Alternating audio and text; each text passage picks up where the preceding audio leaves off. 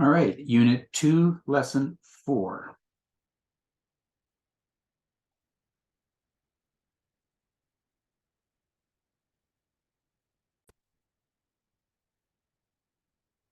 Hey guys, welcome back to Unit 2, Achieving Potential, Lesson 4, Morals and Values. So our learning goals for this lesson will be to recognize the difference between morals and values and what each entails. So you and your values are basically your self-concept and your self-esteem. They're both influenced by what you believe. Ideas and beliefs that guide your life are essentially your values. When something is valued, such as honesty, your behavior shows it. And your values are part of the inner you, which are shown in actions and decisions. Most values fall into two main groups, tangible and intangible. Tangible values are those you can see and touch. For example, clothes, money, cars, anything. And intangible values cannot be seen or touched, such as love and honesty. While one thinks they can see love, they can only see the behavior stemming from it. Some values affect personal preferences. They help make choices in life, such as enrolling in science or enrolling in the arts. There's no right or wrong with choices. Everybody's different, and that's an amazing thing. Now we're going to be looking at complex values. Some values are not always clear. Killing is wrong, but what about self-defense? Stealing is wrong, but what if somebody has a starving family that they need to feed? What if there are many human issues involved? That's when values may be in conflict. Careful considerations of others leads to clarifying values. So if you're going to do something, you must think about the repercussions that it can lead to.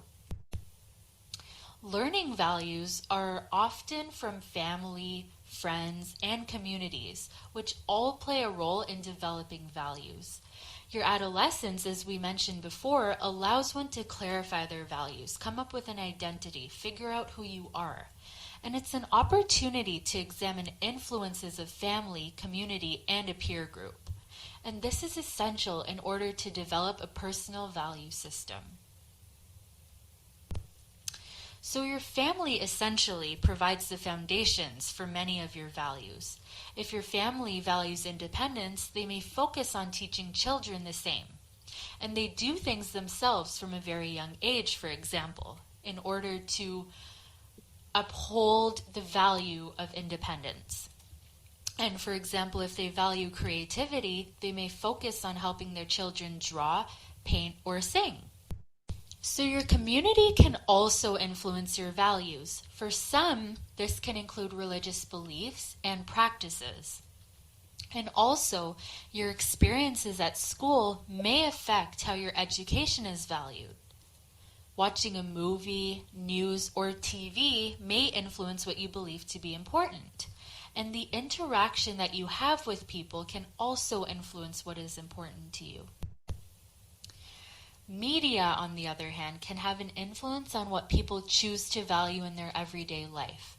And these values can be demonstrated in peer actions, such as your behaviors may show that they value freedom, courage, or fairness, and they can also hold differing values, which can cause conflict sometimes.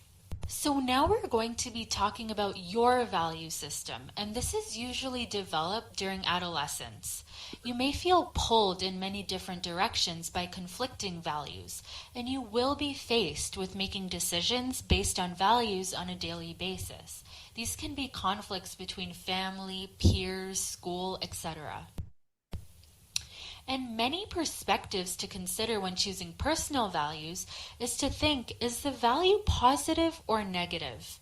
Is the value something that is deeply rooted in my family? Where does this value come from? Is the value moral? And can this value be used to benefit another? Now we're going to be looking at morals. Morals are essentially the principles of right and wrong. And a strong sense of values will help you choose principles with which you will make moral decisions. Principles are higher values, which summarize beliefs of what is right and wrong. And values and principles combined make up your moral code. So now we're going to be looking back on values. The decisions that friends and family members make are also based on their value systems, and these may differ from yours in many cases. Differences are sometimes difficult to understand on both sides. Now, in order to combat that, you must have empathy, which is understanding someone else's feelings or point of view. This has to go both ways. This includes putting yourself in the shoes of others and can build tenets such as respect, compassion, and tolerance.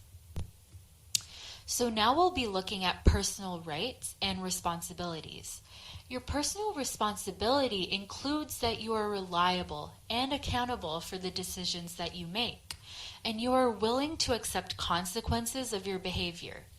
You must acknowledge your mistakes and not blame others, and this includes making statements such as, "I made a mistake, but I will fix it as soon as I can." And this can actually build trust. Everybody makes mistakes, but admitting to those can often build trust, which is essential in building human relationships. On the other hand, personal rights are that we are all entitled to rights in Canada. And these are usually defined by laws and charters and constantly defended and promoted. And children must rely on adults to ensure that their rights are being maintained. Once you're over 18, you can figure that out yourself. But usually when you're young, the adults that you look up to uphold these rights. And as we get older, as I said, we can uphold these rights for ourselves, which can also build responsibility. So now we're going to be looking at the Canadian Charter of Rights and Freedoms, which is part of the Canadian Constitution. The Constitution is a set of laws containing the basic rules about how Canada operates, and it contains the power of the federal versus provincial government. The Charter sets out rights and freedoms, which Canadians believe are necessary in a free and democratic society. Within the Canadian Charter of Rights and Freedoms, you are guaranteed certain rights, such as the fundamental right of freedom of expression, where you are allowed to express your thoughts without being punished for it. You have the right to live and seek employment anywhere in Canada.